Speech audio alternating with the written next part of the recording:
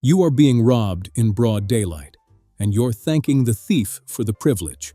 Every morning, millions of Americans engage in a quiet, desperate ritual.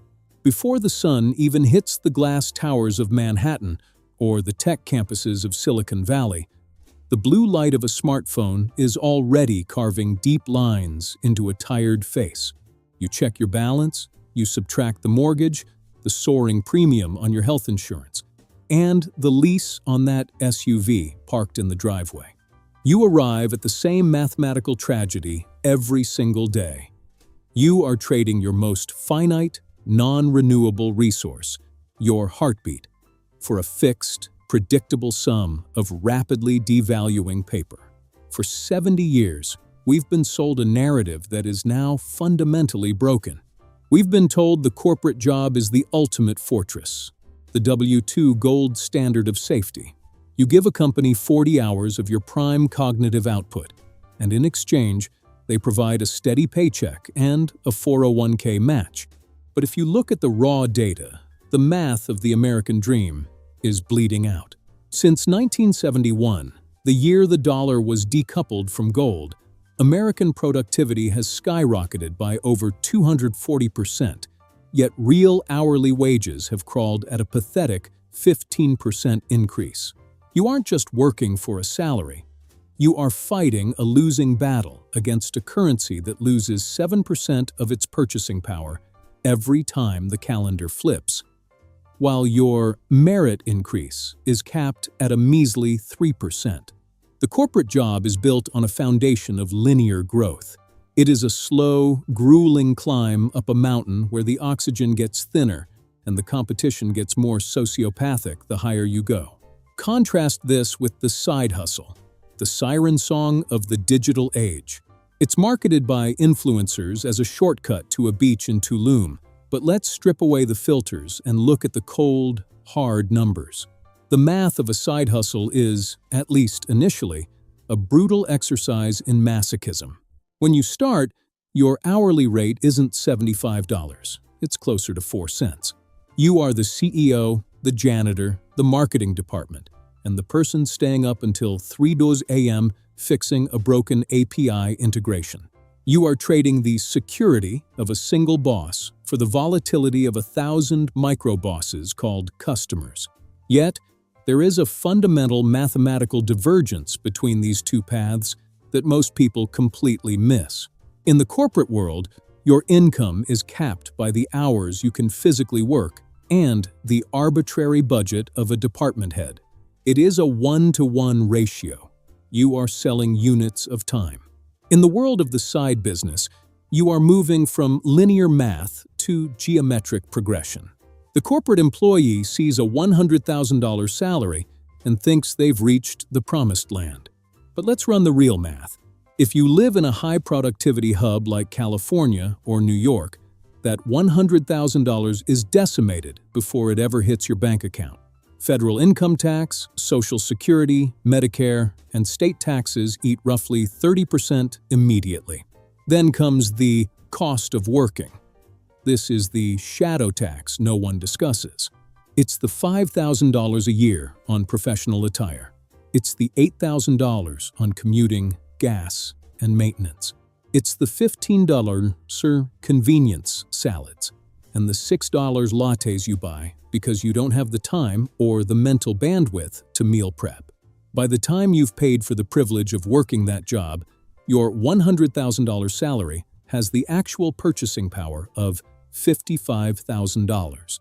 The W-2 employee is the most heavily taxed entity in the United States. You are the only person in the economic food chain who is taxed on what you earn before you are allowed to spend a single dime. The entrepreneur, however, operates on a different logic. They live in the world of the Schedule C and the LLC.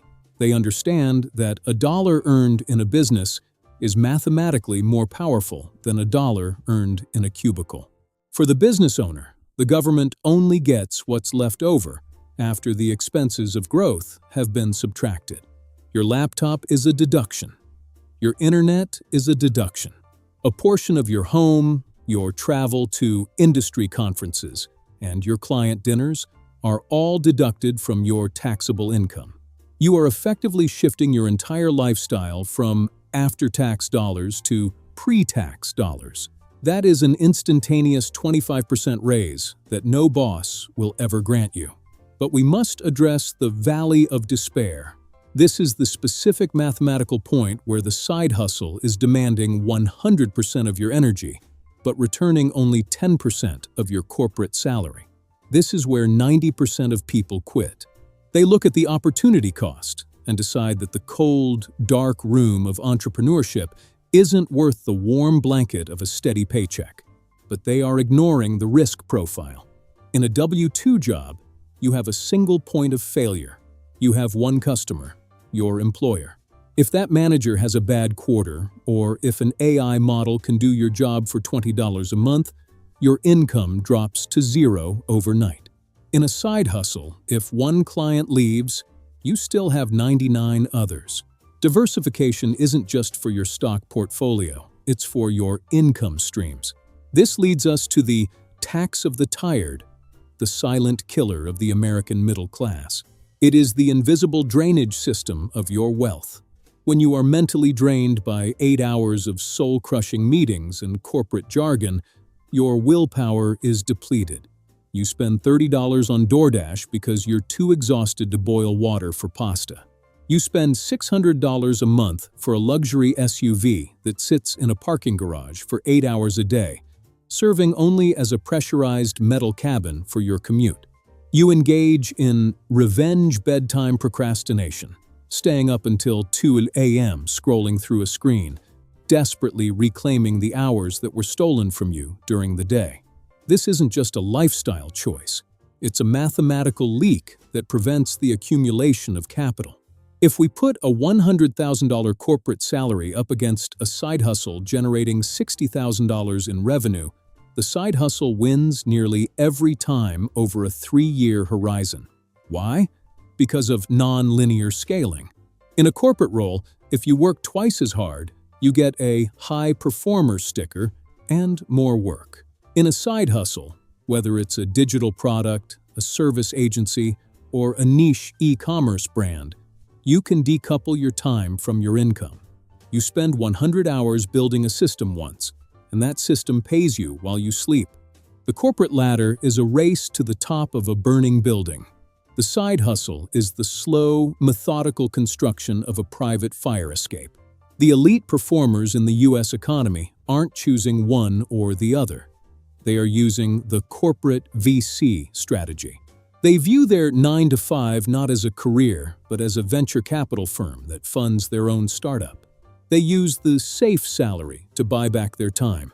They don't buy a new car with their bonus. They buy a virtual assistant in the Philippines or a specialized software subscription. They treat their paycheck as seed capital. They realize that the ultimate luxury isn't a corner office. It's the ability to own your own effective hourly rate. When you stop viewing your paycheck as your destination and start viewing it as your leverage, the math changes. The tax of the tired begins to fade because you are no longer working to escape your life. You are working to build your future. The real math of wealth isn't about how much you make. It's about the velocity of capital, how quickly you can turn your labor into assets that don't require your presence to grow. The corporate world offers the illusion of a ceiling with a floor. The side hustle offers no floor, but no ceiling. In an era of rampant inflation and AI-driven displacement, the floor of the corporate world is increasingly made of glass. The data is clear. The only way to win the math of the 21st century is to own the means of your own production. You have to stop being a line item on someone else's balance sheet and start becoming the balance sheet itself. The question isn't which path is safer. The question is, how much longer can you afford to let your most valuable asset, your time, be liquidated for someone else's profit? The math is waiting. It's time to solve for X.